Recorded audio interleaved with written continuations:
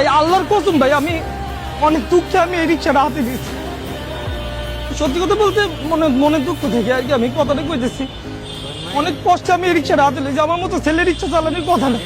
8টা বছর আমি বিদেশ করে আইছি, অথচ আমার মতো ছেলের আজ কিচ্ছু নাই। জরিমানা আমি সবকিছু দিয়ে গেছি, ঠিক আছে। জেল খাইতে পারো, বাংলাদেশে আসছি, এবার তো সমর্থন দেন। আমি কি করবো? আমার কাছে তো সেই টাকাও নেই, অনেক ঋণগ্রস্ত ভাই আমি, ঠিক আছে। এই কারণে এই পেশাটা বাইছে নিয়েছি ভাই। এরপরও পুলিশের জ্বালায় গাড়ি চালানোর মতো কোনো ব্যবস্থা নেই ছিল। আমি লোনগুলো অনেকগুলো শোধ করছি, অনেকগুলো শোধ করতে পারিনি। কেবল আমি লাইনে উঠছিলাম, এর মধ্যে আমার পুলিশে ধরছে। কোনো রকমের কোনো বিচার পাইলাম না। কোনো কি কারণে যে লোকগুলা ধরে প্রবাসীরা, বাংলাদেশের এম্বাসি কোনো রকমের কোনো খোঁজ খবর রাখে না। চলতে অনেক কষ্ট হয় ভাই আমার, ঠিক আছে।